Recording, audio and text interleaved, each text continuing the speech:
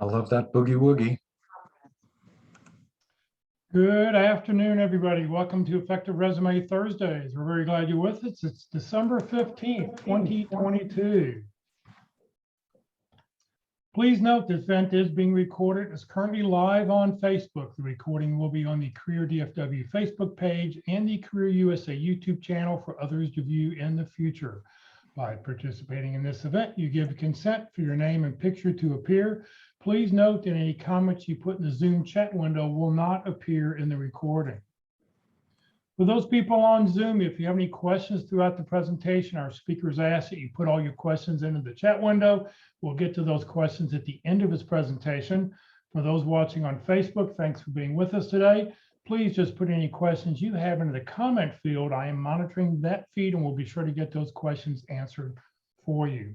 Also, for those on Zoom, if you'd like to put your contact information, tell us your name, your LinkedIn profile, your target companies, maybe somebody out here can help make you a connection for you. So feel free to network with everybody else who's on the call, send connection requests to everybody else who's out there.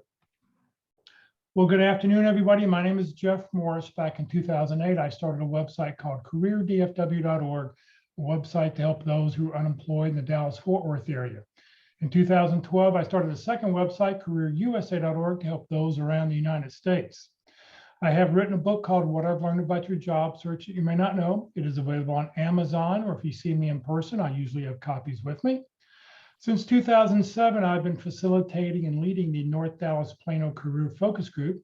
The group's been around since the late 1990s. I took over in 2007, and we have a very interesting program coming up tomorrow morning. So I will tell you about that at the end of this presentation. And since 2017, I've been a member of the practice interview team, also known as the PIC crew. Remember, your resume, your LinkedIn profile isn't going to get you a job. What it will get you is a phone call.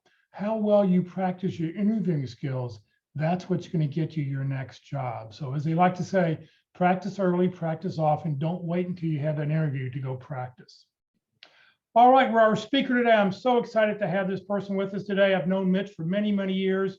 For the last 26 years, he worked at Jewish Family Services in the Career Services Center. He retired in springtime. He's been getting used to being retired for the last few months, and he's like, okay, I'm ready to come back and share some of my knowledge and some of my wisdom with everybody. So I'm really glad Mitch is with us. He's going to be talking about effective resumes. So Mitch, thank you for being with us, and it's all yours.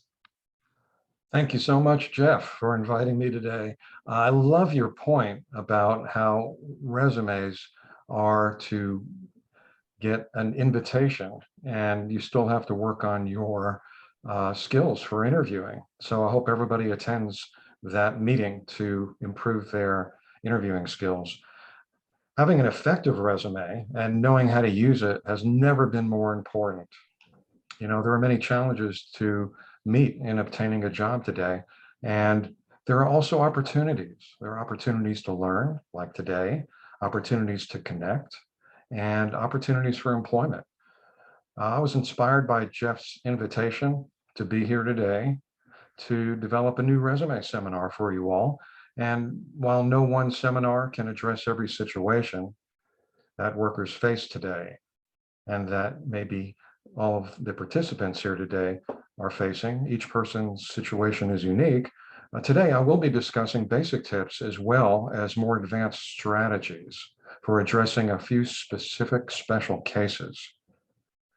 In my 28 years of coaching and counseling, I've conducted hundreds of one-on-one client consultations and seminars, or hosted seminars and managed them on job search topics, career management topics, and improving work relations. And I found the information I'll be sharing with you today helpful to clients in attaining their career goals, and I hope they'll be helpful to you. As Jeff said, reserve your questions until the end of today's seminar, and I'll be glad to do what I can to answer them. So let's get started.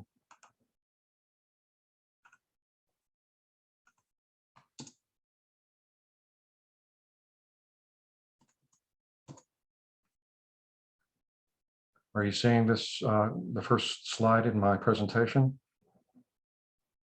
Not yet. Okay. I need screen sharing Oh, permissions, that's Jeff. right. I'm sorry, boy. You think That's after okay. 598 of these, I would have figured out what to do. Okay. That's okay. That's okay. I've done the Let's see. same. I've done the same. Yeah. All right. You should be good now. Thank you. All right. Do you see that? It's up. Yes, we got it. Thank you. I think you do. Okay. I'm going to collapse the view I have of participants so I can see my slides. All right. Well, welcome to Effective Resumes Thursday, sponsored by CareerDFW, careerusa.org. My name is Mitch Jacobs, as you know, and today's topics will include beliefs and effectiveness assessments, the challenge and the elephant in the room, the gatekeepers and how to get through, the effective resume, and resume submission strategies. I'm of the notion that your resume effectiveness, it won't be determined by its content alone. Resumes don't exist in a vacuum. Resume effectiveness will also be determined by your beliefs about its purpose and how you use it, how you use your resume in your own job search strategies that you're using in your job search, what you think the purpose of your resume is, well, what's it about for you? And all of these things can affect your effectiveness. So it can be helpful to assess your current resume effectiveness and your job application strategies. And that's what I like to do right now by simply asking you to think about a few things here. What exactly is your belief about resumes? Think about these answers I'm about to show you and which one fits the best, or maybe there's more than one that fits you. Do you believe that the purpose of a resume is to provide a complete picture of your work history to potential employers? Do you think that maybe a resume should just be a simple document you can use so that you can complete more applications every day to streamline things? Or maybe your stance is that your resume should help you stand out from the crowd by using graphics and bolding, underlines, italics, and other things. And maybe you don't have your entire work history on there. And so if you believe that the purpose of your resume is to provide a complete picture of your work history to potential employers, I wonder if your resume might be multiple pages or very dense with information on every page, using almost every square inch. Maybe your resume is 3, 4, 5 pages long as a result. What we believe has an impact on our job search, on how we develop resumes in this case. Or do you believe that your resume is a simple document that you can use to streamline your job search and be able to apply for more jobs every day? If so, I wonder, maybe you have a very brief resume with too few details, just a few for each entry in your work history. Or maybe you're struggling to be seen and you want to really stand out in the mind of recruiters, and you've started using a lot of graphics and bolding and underlines and italics to get their attention. If so, you have a resume maybe that's highlighting formatting over content. And there are consequences to each one of these approaches that we will get to in different ways during today's seminar. There's not always one right and only one wrong way to do a resume. There's so many gray areas based on your individual circumstances, based on your work history, what your current circumstances are, and what your goals are in the short term and long term. But today, I want to cover some important tips and strategies for you that may help you. And what can help you would be to also assess your application strategies to help you become more effective in your job search. I'd like you to answer each of these questions, the first question is, how many different kinds of jobs do you apply for per month on average? And your answers aren't necessarily put in the chat, just keep them to yourselves, but I want you to maybe write them down on a piece of paper so you can see your answers to these questions in black and white.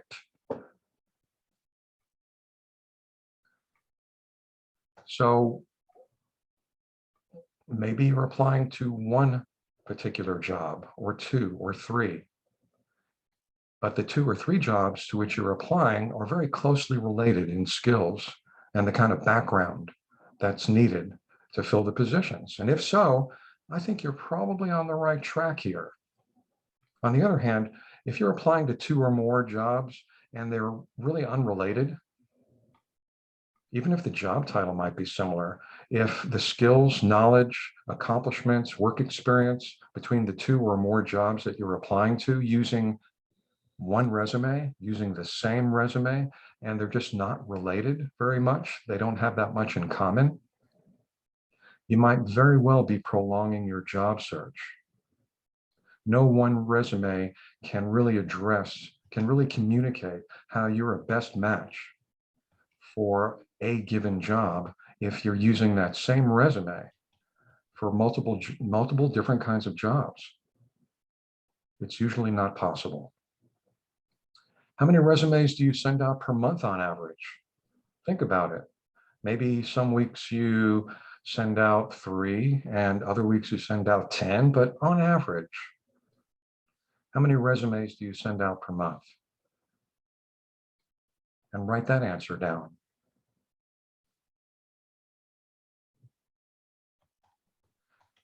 If you're applying to 0 to 15 per month, I'm wondering maybe, and again, this depends on your situation. If you're in a high demand field like tech and you have the skills, perhaps you really don't have to apply to that many to gain interest by employers. But if you're applying to 0 to 15 jobs per month, your job search might be unnecessarily prolonged. On the other hand, if you're applying to 16 or more, and I realize this is somewhat arbitrary, but you get the picture. If you're applying to more jobs per month, you're probably on the right track, because obviously not every resume submission results in an invitation for an interview. How many resume submissions does it take to get one interview? Think about that. How many submissions has it taken you? How many screening or interview invitations do you receive per month based on the resume that you've been sending out? How many screening or interview invitations do you receive per month? And of course, this gets at the notion of how effective is either your resume or your resume submission strategies that you're using. How many screening or interview invitations do you receive per month? And please write that down. If you're getting 0, 1, or 2 per month, think about this. Might you be applying to the wrong jobs? By that, I mean, maybe you're applying for jobs for which either you're not qualified enough, or maybe recruiters may not be able to see how you are qualified based on the resume you're using. Those are 2 strong possibilities, right? Think about it.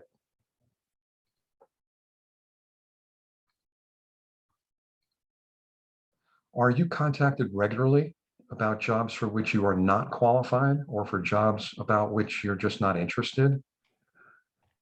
I've been told that by many clients over the years, that when they come to my doorstep, at the point at which they're meeting with me, some people are being contacted by employers for sales jobs and different kinds of jobs, and they're shocked because they would not have suspected that they would be approached for the jobs they were approached about based on the resume they're submitting.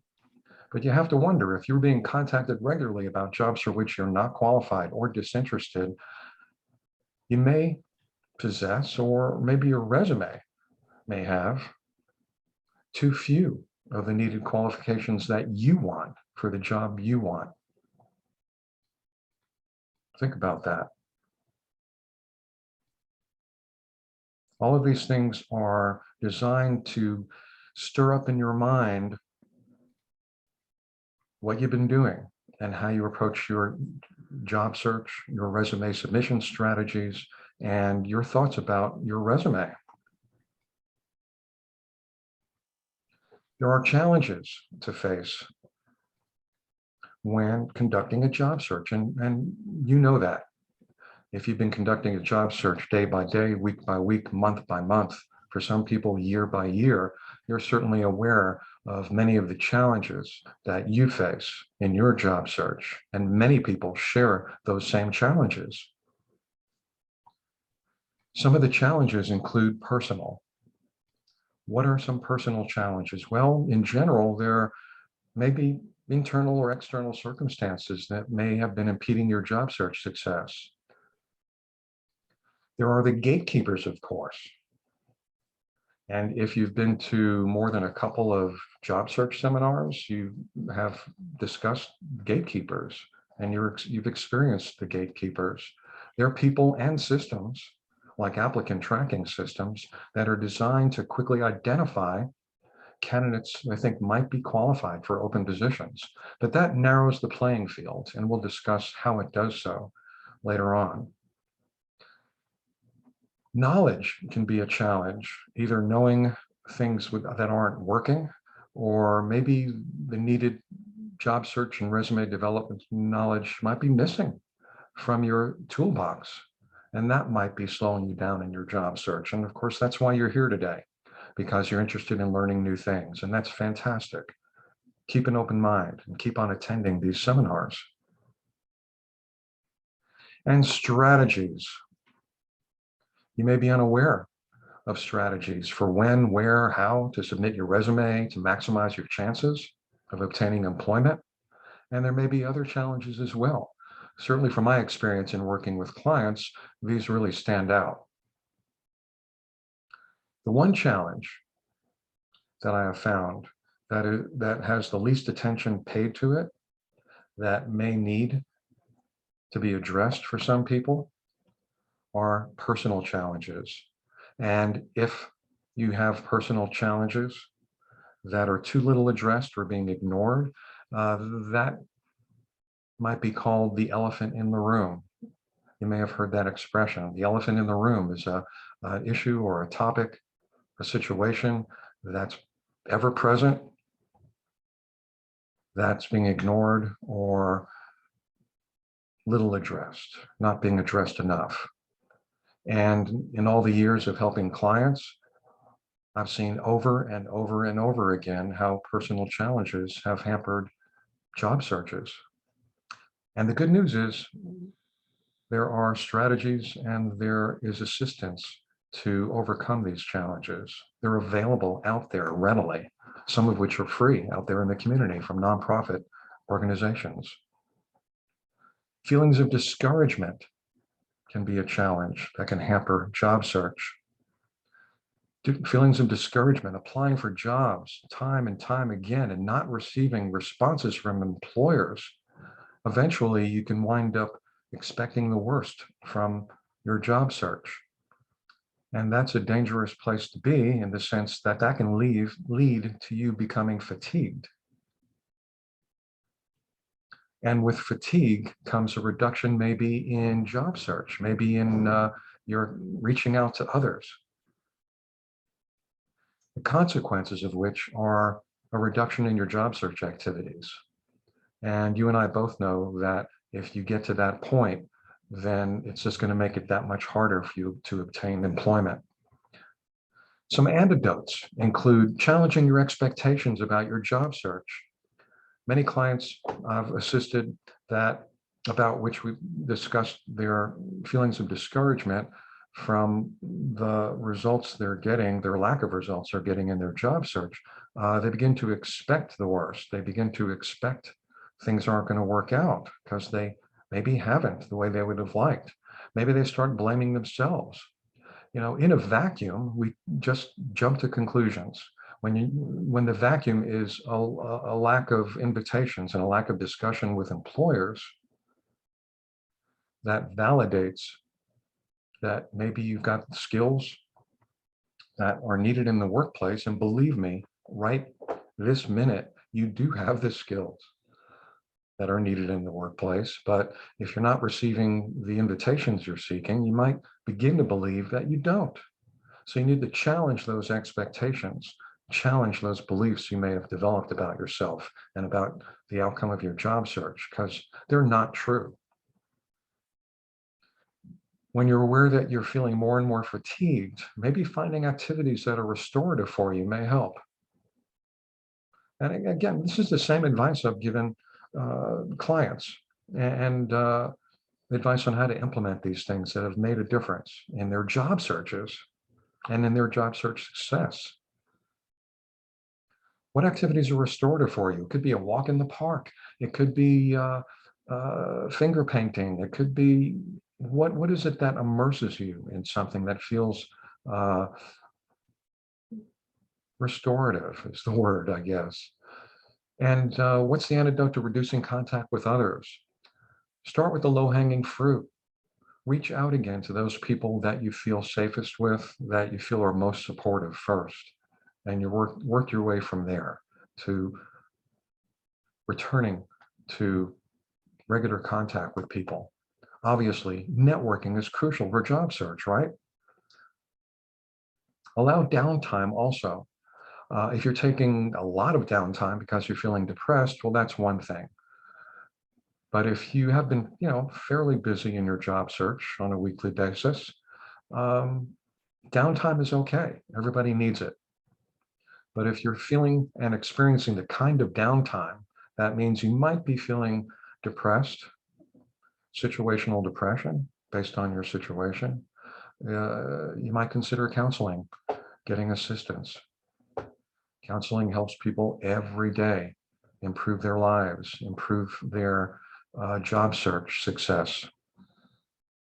Meet with a career counselor or other kind of counselor to help. Another kind of personal challenge is shoulding. Do you should on yourself? What is that? You may or may not be aware of how you talk to yourself. Do you tell yourself you should know how to get a job on your own? You should have been able to get a job by now. Be aware of how you're talking to yourself, because there are consequences to that.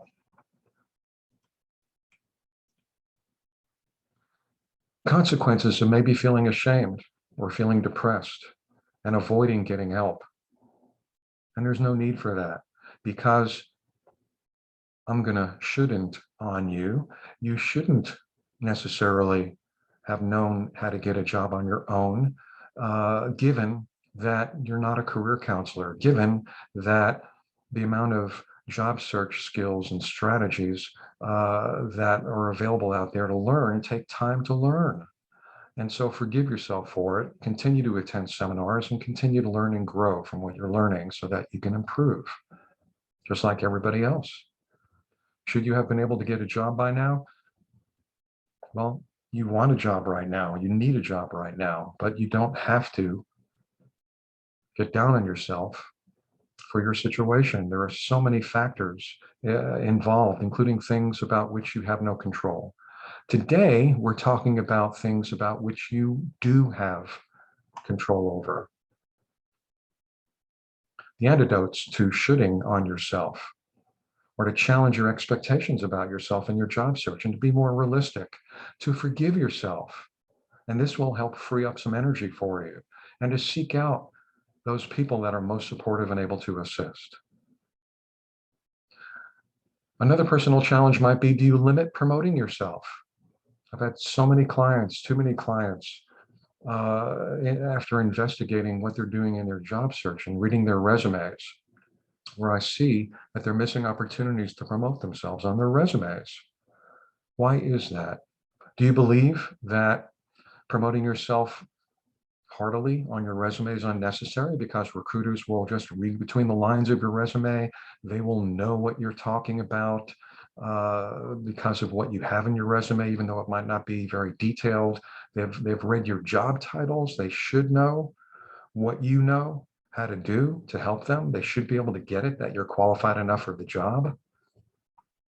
That is not true. Recruiters don't read between the lines of your resume. Are you, excuse me, do you believe that boasting about yourself makes you a bad person? I'm sorry, the first thing is, do you believe that promoting yourself is the same thing as boasting about yourself? And because of that belief, do you think that you're a bad person when you boast? Do you believe others might feel less than, and that's stopping you from promoting yourself on your resume? And if that's true, then you're probably missing opportunities for promoting yourself during job interviews as well. The consequences are that you're leaving work accomplishments that you've experienced off the table. You're leaving some off the resume that might make the difference between you getting an invitation or not.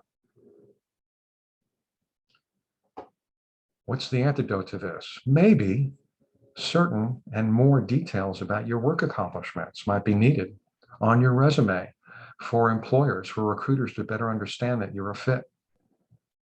Don't leave it up to the recruiters to figure it out. When stated in a factual way, remember, accomplishments are not boasting. And learn how to identify and state your most relevant work accomplishments, both on your resume and during job interviews and during networking group meetings, right? Let's talk about the challenges of the gatekeepers. One gatekeeper is called the ATS, and that is short for Applicant Tracking Systems. You probably heard that before if you've attended more than one or two such seminars on job search and resume development. Applicant tracking systems are put into place to streamline candidate selection. And I know it's frustrating. I know you're uploading resumes to these application systems, and then it seems like it's disappearing into a black hole. Up to 95% of resumes uploaded for employment for medium and large sized companies to view, they're processed by applicant tracking systems. Applicant tracking systems are fueled by what is today called artificial intelligence, algorithms that have been written based on the input that the programmers have received from hiring authorities and recruiters for the kind of candidates they're seeking, hoping that this system will help them find candidates most qualified. And 40% of hirers on LinkedIn explicitly have used skills data to find their talent. And that's up 20% year on year. There's been a 20% increase in their use of the skills data in your LinkedIn profile to find, and in resumes, to find qualified candidates. So skills are crucial, and communicating the skills you have that matter most is crucial to helping you attain your goals. Even with applicant tracking systems scan resumes. They scan the words. And now they've gotten to the point where they can extract meaning from your paragraphs, and they score your resumes based on that scan and that analysis. And the highest scoring resumes appear on recruiters' dashboards on their computers at the other end of the applicant tracking systems.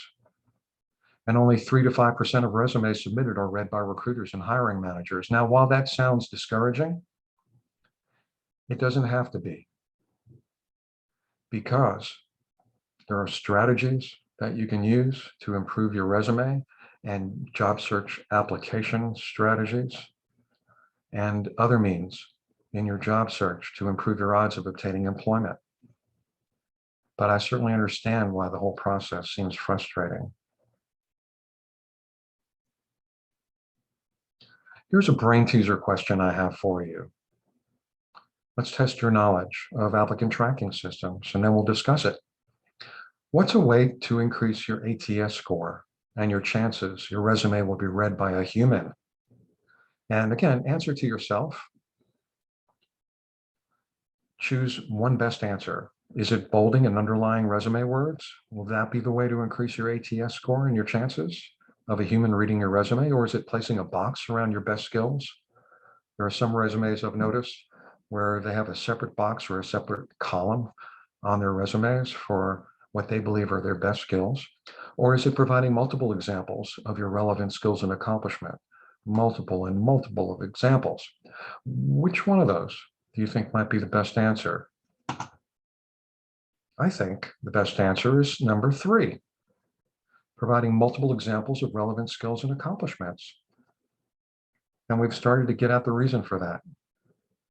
Applicant tracking systems are looking for skills and accomplishments words in your resume that match the skills and accomplishments that the algorithm is looking for based on what recruiters are looking for in the candidates they will select for interviews for a given job. Here are some tips on how to improve your results when you apply to an applicant tracking system. Well, I mean, when you apply using an application system online. Be strategic in how you format your resume. Everything about your job search is about strategy. And what that means is you have choices and you have things you can try and things you can do and tweak to see what works better. When it comes to applicant tracking system, place the contact details, your contact details at the top of your resume and arrange them vertically down the page. Now, today, most applicant tracking systems can handle putting your contact information all on one line, but there are some that still struggle with that a little bit. So I'm of a mind to run them down the page, but either might work. And avoid putting lines on your resume. Avoid special characters. And avoid graphics. There are cases when graphics might be appropriate for unique jobs. And if you're in design and that kind of field, you don't have to be graphic heavy on your resume. It's really not advised because your contact information should not only include your name, city, phone number, email address, and LinkedIn profile, but also a link to your portfolio online. That's where they can see your work. The purpose of your resume is to motivate them to click on that link for your portfolio, to click on the link to your LinkedIn profile, and to send you an invitation for an interview. Here's a tip to make sure that your resume is good to go for an ATS. Save your resume in a PDF format or save it in text format. If you're using Microsoft Word for Windows or another text editor, save it as a text file and remove all formatting. Or copy it with the formatting and paste it without. Use the paste special command in Microsoft Word for Windows. Use the drop-down arrow, and then it gives you choices, and choose the selection for paste unformatted and see what it looks like. If the text isn't scrambled, then your resume may very well pass the scan test for formatting. And that's one hurdle you've passed. The next hurdle to pass the ATS is to be a better match for the skills, knowledge, and accomplishments you possess that match the skills, knowledge, and accomplishments needed by the employer. Later on in the seminar today, I may refer to this as SKA, skills, knowledge, and accomplishments. To learn the skills, knowledge, and accomplishments most needed by employers, it's a good thing to do to analyze multiple job descriptions for the job to which you're applying for most. That would mean same type of job, but find job leads from different companies so you get a better feel and look at them and see which skills, knowledge, areas, and accomplishments seem to be needed most often by most of the employers. Look at multiple job openings and highlight those skills that appear the most. come up with the top 5 to 7 based on how often they appear in these job descriptions, not just in the responsibilities section or job description, but also in job requirements, candidate qualifications sections, and the overarching introductory description of the job. Look for skills, knowledge, and accomplishments they're seeking everywhere in that resume, and many times over through a series of different job leads, so you get a better feel for which ones are appearing the most. And those are probably the priority skills, knowledge, and accomplishments. Those that, if you were to meet those and communicate those on your resume, that would improve your odds of being seen as a best fit or a great fit for the job. And also identify secondary qualifications that are needed the most, the ones that maybe don't make the top 5 to 7. You want your resume to definitely address as many of the top 5 to 7 priority skills of employers on your resume, and then fill it out with secondary qualifications that you meet. You want to base your resume on how your SKAs, your knowledge, skills, and accomplishments meet the ones that they need. Focus on adding your skills that match their priority needs first. Resume development or revisions can feel a little overwhelming. Narrow things down by taking it one step at a time. Start with the top 5 to 7. And which one of those do you meet? And start making sure you have those in your resume. Here's an example of a couple of resume bullets that match priority needs as represented in this example job description behind it. Job description behind it wants candidates that know how to recruit, hire, and train sales team. And the first bullet point says, set sales goals to boost motivation and productivity. I'm sorry, I have it reversed. Set sales goals. The first bullet addresses the second bullet in the job description. Forgive me. It says set sales goals, comma, compare performance to goals and adjust goals as needed in the job description. And this first bullet point says set sales goals, which directly mirrors the phrase used in the job description. And while I'm not encouraging you to mirror every single phrase in the typical job description for the job you target, it can be pretty effective to use that strategy several times in your resume, because recruiters are familiar with the job description, and those are the words and phrases they're looking for in your resume. The first bullet point in the job description says recruit, hire, and train a sales team, and the bullet point on the example resume, the second bullet point in front, says trained a sales team, which mimics and mirrors pretty much what that phrase states in the job description. And the bullet point on the resume goes on to say, trained a sales team of 6 people and increased gross sales revenues by 12% within 3 months. Another gatekeeper challenge are the recruiters. Recruiters need to see how your skills and background match their priority needs, as we've discussed. But there's a caveat here. They need to spot your best qualifications in your resume within 6 to 10 seconds. Why is that? Why 6 to 10 seconds, maybe 12 seconds, 4 seconds, whatever? Why is there so little time spent reading resumes? Because recruiters lead incredibly busy work lives.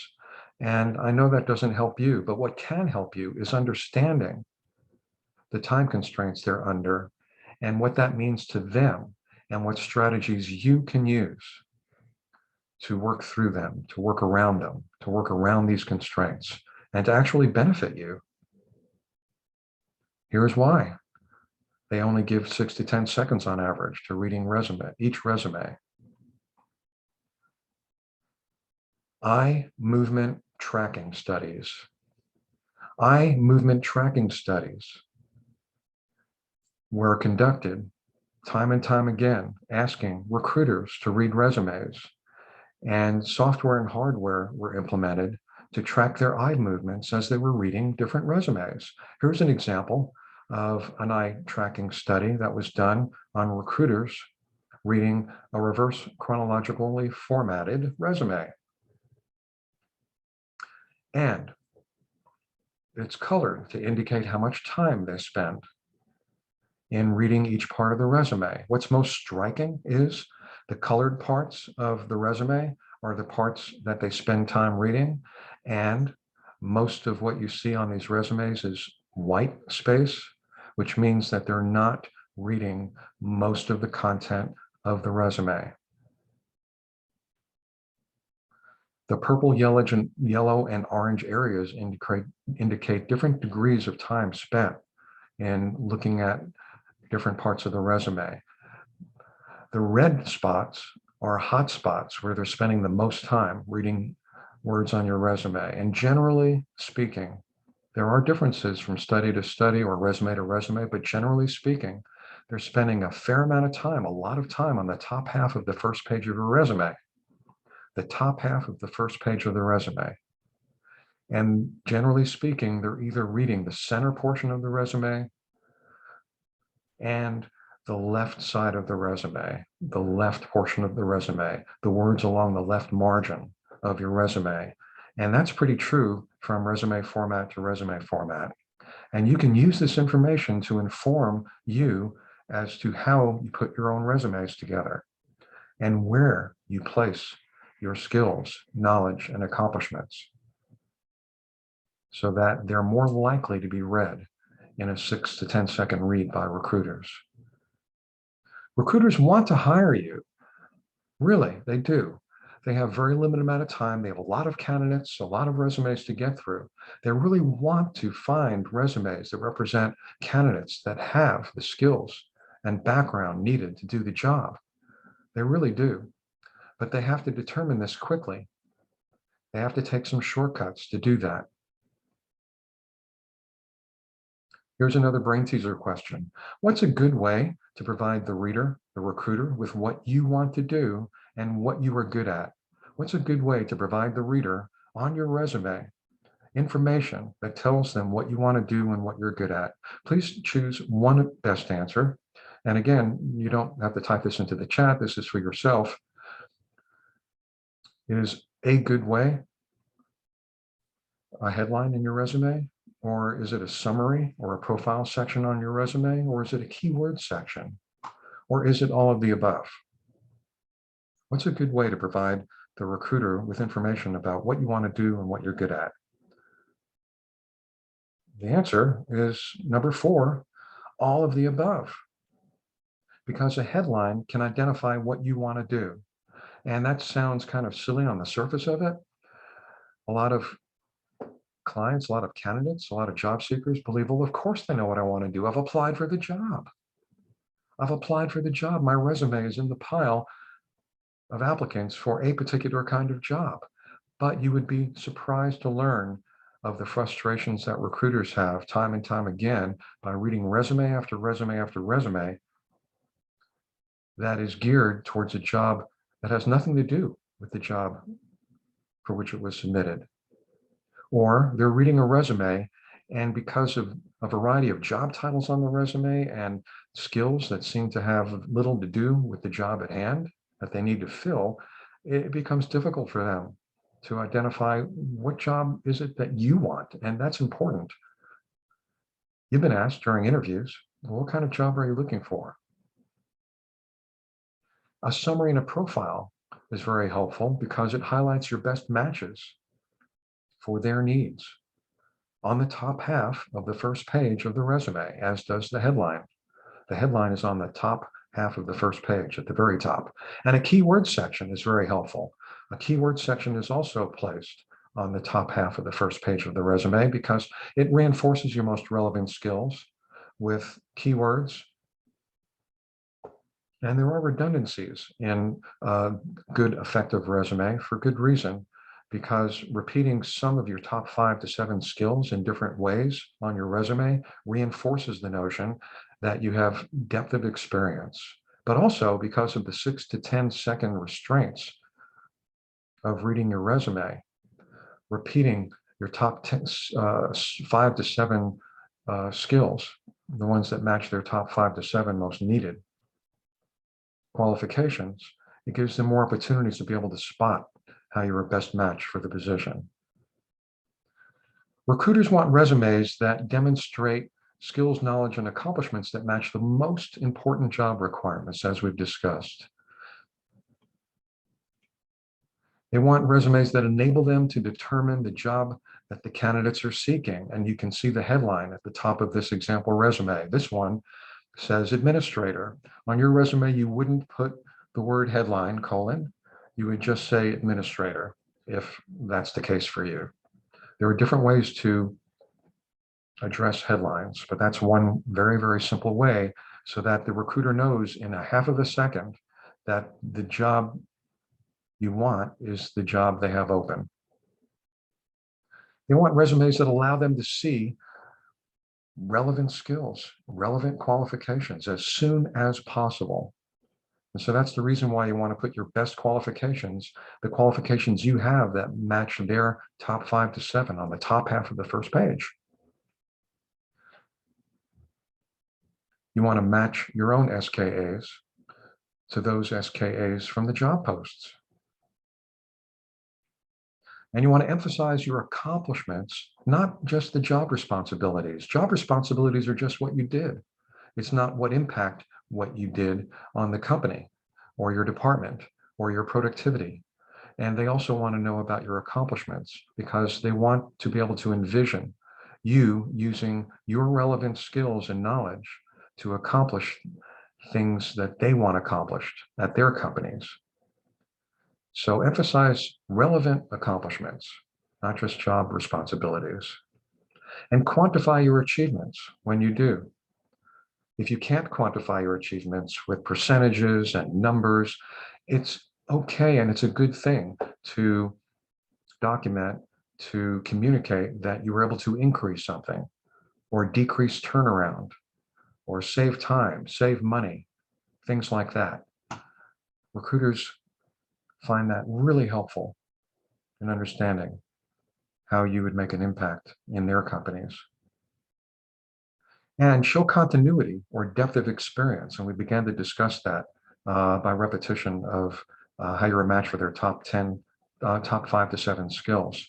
But a way to do that is to add additional examples of your relevant SKAs throughout your first page. And if you have a second page, throughout your second page as well. They want resumes that contain easy to read bullet points. If you don't have bullet points in your resume, they want bullet points. I've had recruiters tell me time and time again, bullet points generally make their job so much easier. They can read things and comprehend things much more quickly. So make your bullet points that are no more than 2 lines in length. I know I've seen bullet points that are 3 lines in length, and sometimes that's okay. But if you can, try to, don't have too many that are 3 lines in length. Try to limit them to 2 lines. If all of your bullet points are just 1 line in length, you might not be providing enough detail. If you're providing many bullet points that are 3 lines or greater in length, you're providing too much detail, probably. They want resumes that have quick and easy to read paragraphs. So when you have paragraphs of bullet points, they want bullet points that are grouped into paragraphs that contain maybe 3 to 5 bullet points at a time, and that improves readability. Much more than that, and it becomes overwhelming to them, and they cannot retain the information. They want resumes that contain easy to understand bullet point examples of your relevant skills, knowledge, and accomplishments. How do you do that? That's one of the most challenging things that job seekers face when it comes to resume development. When it comes to putting their resumes together, how do you put these bullet points together in a way that's impactful? Here's one example of a formula that may help you if you're struggling with this. Use a formula that looks like this. Start each bullet point with a relevant skill or knowledge area. Remember, the recruiter is looking down the left margin of your resume. So that's where you want your most relevant skills or knowledge areas, on the left margin. And to do that, simply start your bullet points with the skill or knowledge area. Here's the recipe for success. It's a skill plus combined with the context or the knowledge used or how you used the skill and what you accomplished or what was improved. That's the recipe for success in creating bullet points. There are others, and there are special circumstances, I know, given somebody's situation, but generally speaking, I found this to be a fairly effective, powerful way to develop bullet points. How do you do that if you're not even sure how you use the skill? What I'd recommend is that you write down your skills on a piece of paper or type them up in a draft, the skills that you've been using on your job. And for each of your skills that match the top 5 to 7 priority skills employers need, ask yourself how, for each of those skills you match, how did I use this skill in my job? What steps did I take to use this skill that accomplished something, that made something better in some way? And detail that out, almost as if you're writing a little mini half-a-page manual to teach somebody else how you perform that skill.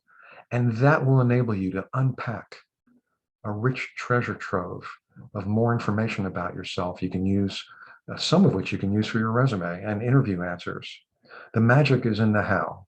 So the bullet point recipe is the skill plus how you used it, the context in which you used it, which may include the knowledge you used, the relevant knowledge you used, and what you accomplished or what you improved. And here's an example.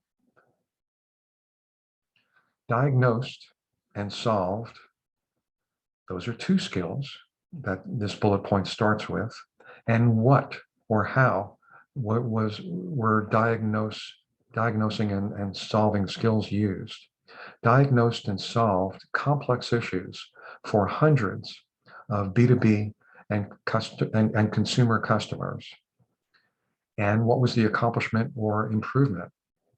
The last part of the sentence, and increased sales an average of 22%. So it reads, diagnosed and solved complex issues for hundreds of B2B and consumer customers and increased sales an average of 22%. All right. In 6 to 10 seconds, recruiters have to screen your resume, and they may not have time to give you the benefit of their doubts if they have doubts about what they're reading in that amount of time. And if those doubts arise, recruiters will usually not spend the time feeling ambivalent about it. And they'll just be prone to reject your resume if too many quote unquote red flags come up in your resume. And so it's important that you familiarize yourself with resume formats, find the resume format that might best show off your candidacy based on your situation and special cases. And we'll discuss those now.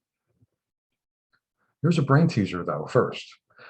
Is it true or false that any of the resume formats like reverse chronological, functional, or a combination can be used for most situations? That it's just a matter of personal taste. Is that true or false? I've already given the answer away, I think, in my preface. But the answer is false.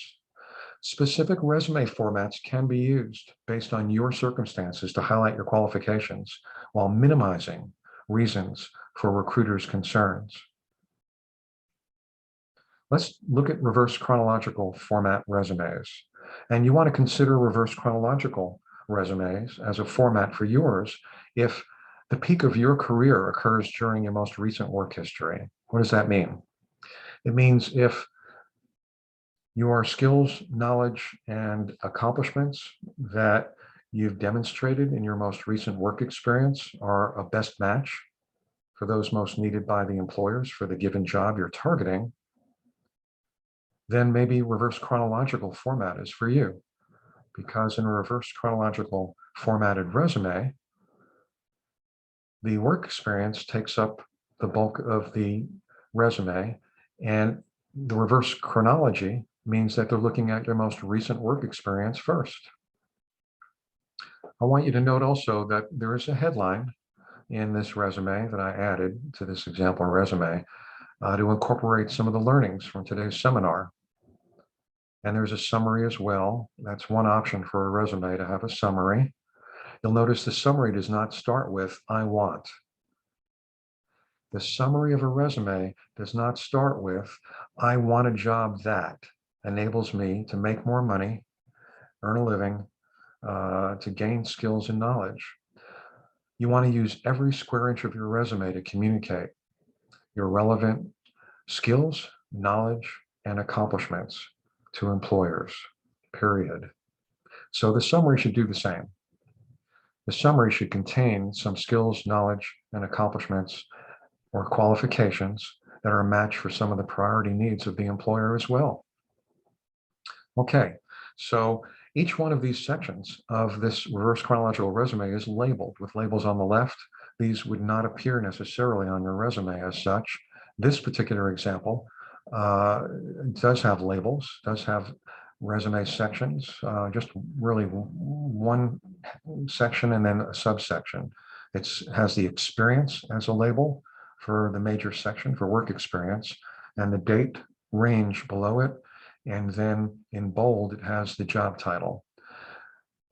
Anybody notice any mistakes on this resume? The job title, Master Electrician, should probably be all capitalized. And below that is the name of the city, the name of the company and the city, and it's italicized. I don't recommend italics. They take a little longer to read and understand. And you want to pass the 6 to 10 second speed test. So I wouldn't recommend italics. And bolding, I would have very limited use of bolding. If you bold half of your resume, then that confuses the recruiters and they don't know what might be the most important things you want them to look at. They might have a harder time really in the 6 to 10 seconds finding your most relevant skills that they're looking for. This resume also has a key achievements section under each entry in the work experience, which is an opportunity to show off an accomplishment. But keep in mind that the bullet points above that, the bullet points that describe the work experience, ideally would also have the skill, how you used it, and an accomplishment. And if it can't be quantified like it is in the key achievements section here, where it says increased efficiency by 33%, remember you can use words like increased or decreased or saved time, saved money, things like that. There's the education section of reverse chronological. Certificates are shown as well for this particular example. If you notice, there are also lines underneath each major section of the resume. I don't recommend those for the reason I've discussed earlier, because you want the resume to get through the applicant tracking systems. If you're in tech and your peak work experience occurred more than 6 months ago, because tech changes so fast, or you're not in tech and your peak occurred more than 2 years ago, you might want to not use this format. Let's talk about functional or skills-based resume formats. And you want to consider this if your most relevant skills, knowledge, and accomplishments were gained from part-time jobs or not during your most recent work experience. And why? Because the functional skills resume places more emphasis on some of the skills you've used that match employers' priority needs. And within these examples of skills categories, these bullet points demonstrate not just skills, but how they were used. And ideally, you'd want to add in accomplishments as well. What you choose to put in a skills summary, and again, you would not put the phrase skills summary on a resume. You're wasting space on your resume, in my opinion. You can just launch right into your skills categories. You want your top 2 or 3 skills categories to be a match for the top 2 or 3 skills employers need most. There's the education section.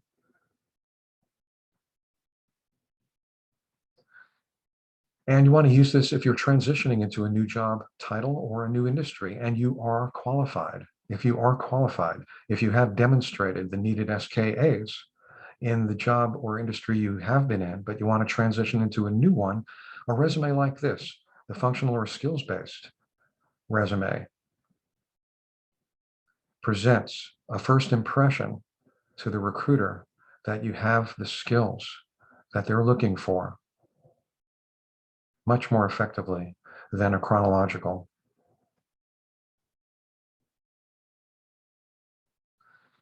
Some recruiters don't prefer this style, but I have found this to be really effective for a lot of clients. Let's look at combination, or what are sometimes called hybrid resumes. And you want to consider the combination resume if you have work gaps, but you do possess the required number of qualifications and years of experience for the job. And this is to showcase your most relevant SKAs and examples related to your work experience. Here's an example of a combination resume. You've got the contact information down the line. The headline now says certified nursing assistant.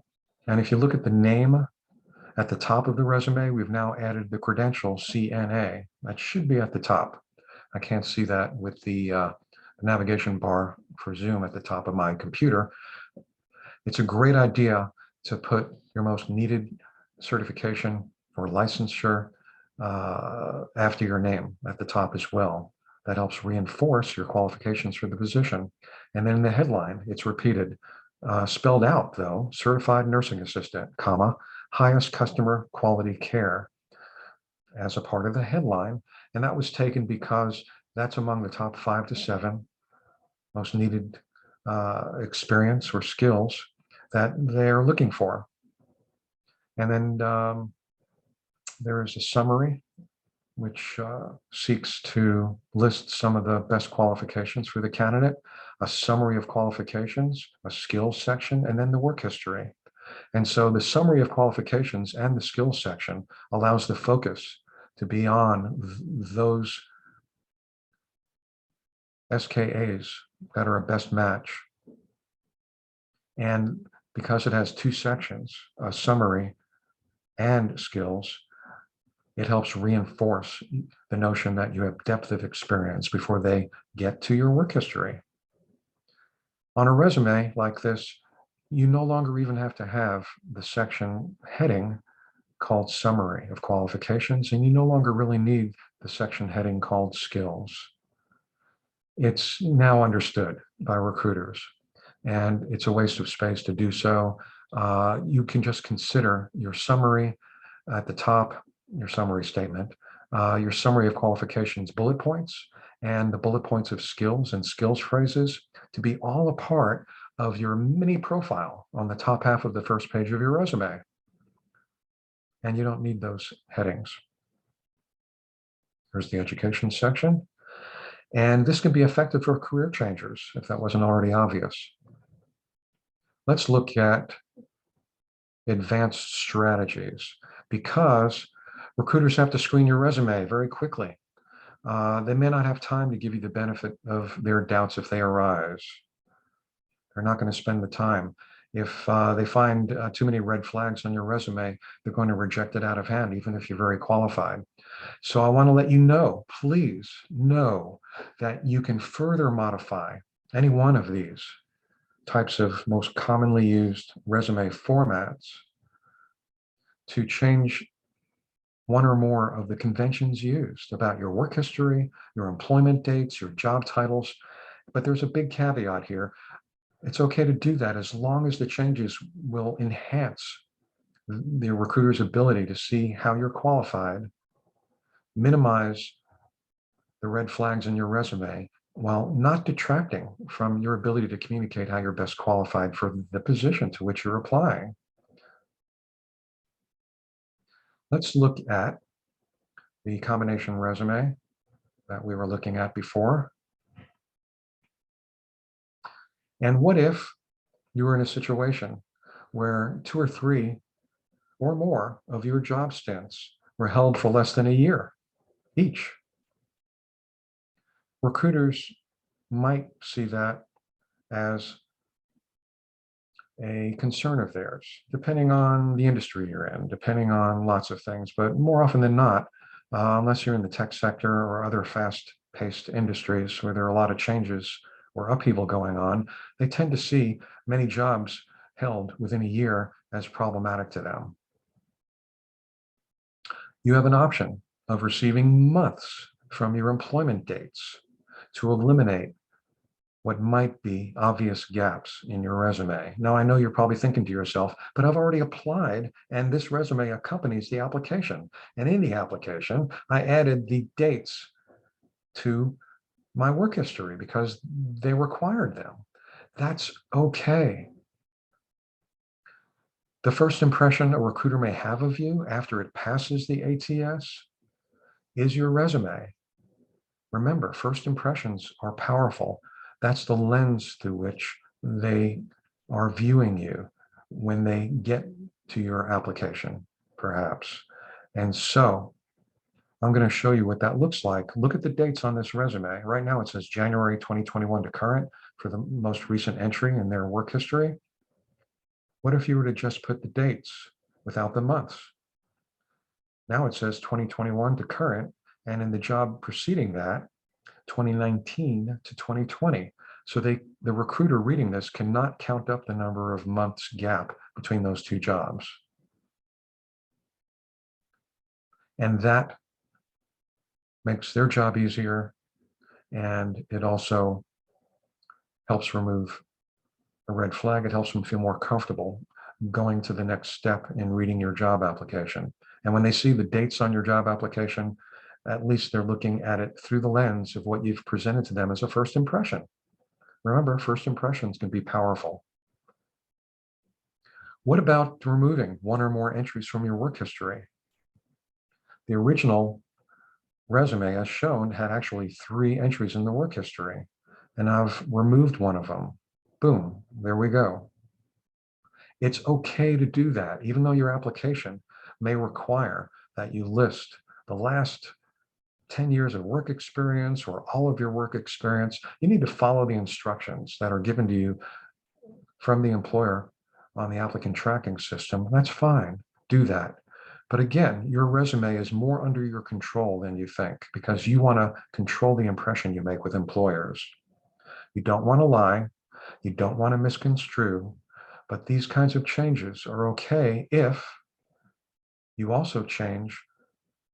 This is my justification for it, which makes it much more accurate in a resume to change the subheading or the heading called work history in this resume. I would change it to be called relevant work history. So use the phrase relevant work history instead of work experience or work history. A work history or work experience may imply that that's the entirety of your work history when it's not. Instead, replace that with the phrase relevant work experience or relevant work history. Another strategy to use, you want to use prudently, but it could be very, very helpful in improving your chances of getting invitations for job interviews. Are your recent job titles different than your targeted job title, even though what you've been performing in your most recent work experience in the last 2 or 3 years is very, very much what the employer's looking for? You might think about changing one or more job titles to job functions, and you can see I've done that in this example. In the previous version of this resume, Fairfield Inn & Suites, Blaine, had a job title of housekeeping, but then the job title above that says Homestead Senior Care.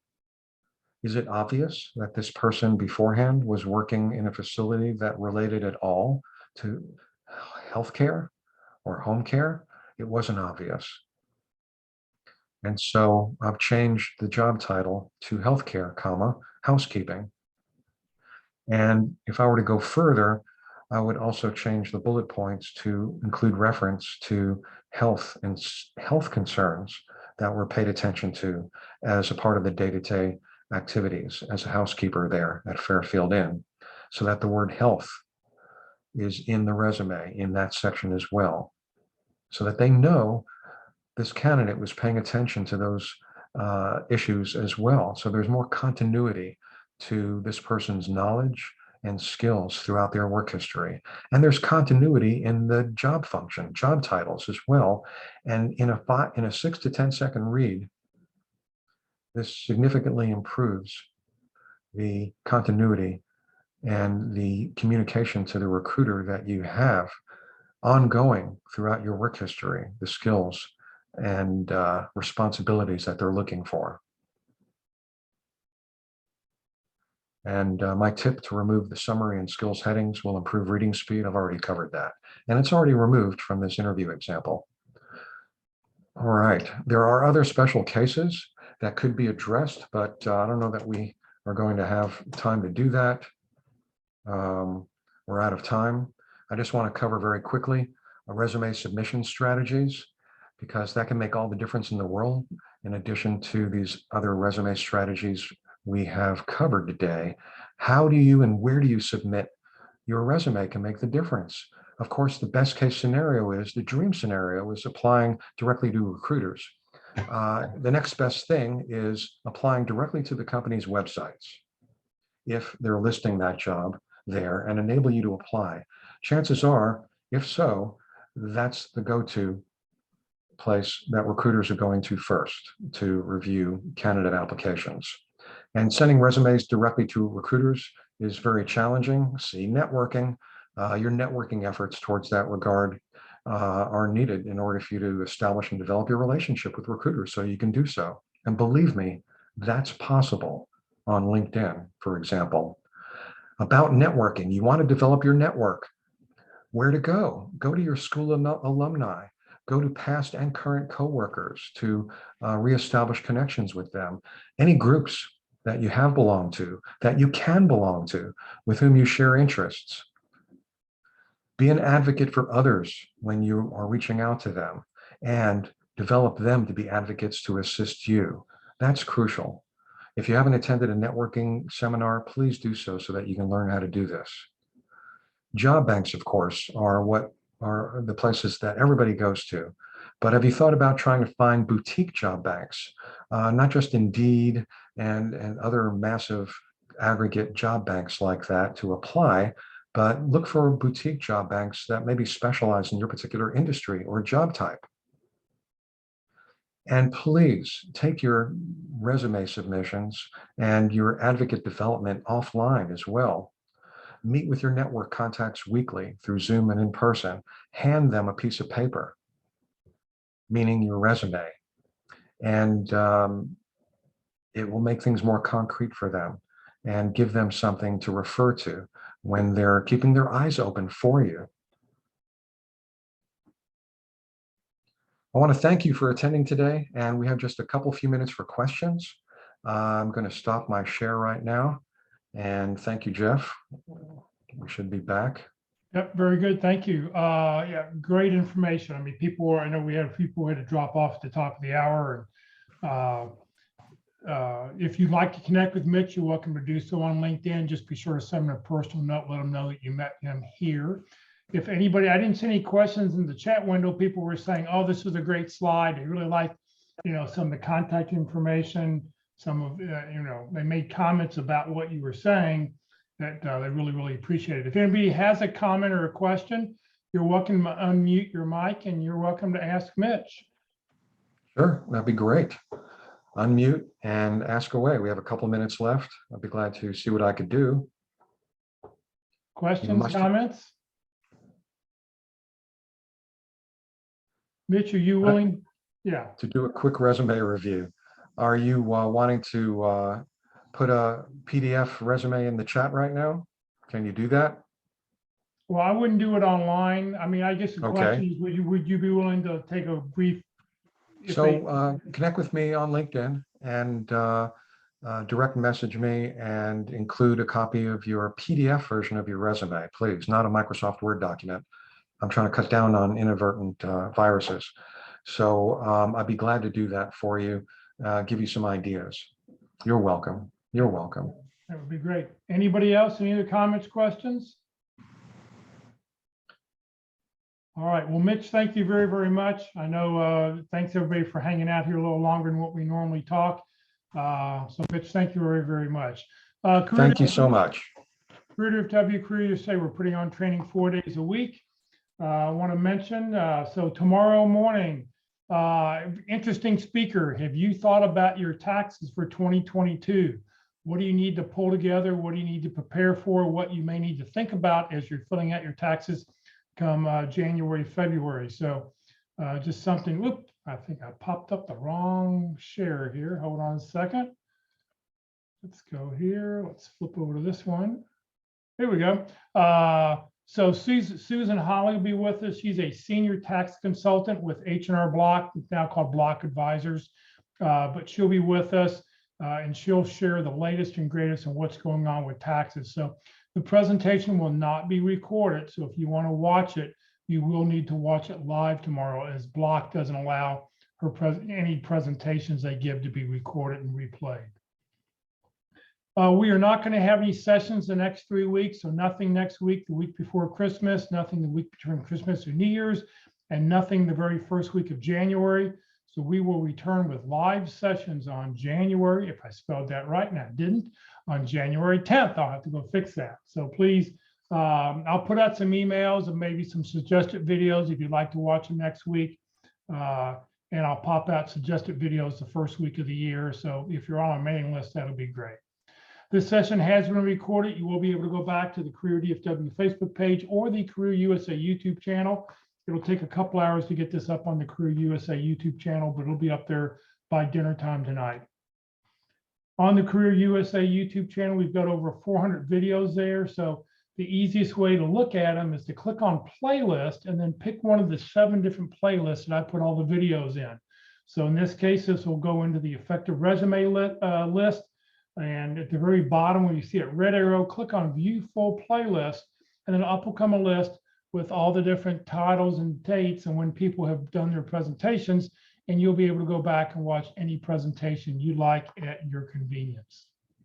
If you're not receiving emails about our workshops and you'd like to join the Career USA mailing list, just send an email to Career USA, +subscribe at groups.io. You'll never be spammed, but what you will get is the topic of the day, the title of the day, and most importantly, the Zoom link of the day. That way you can grab your lunch, grab your coffee, grab your donuts in the morning from breakfast, whatever you got, grab a bagel and sit there, click on the link and join us for our presentation.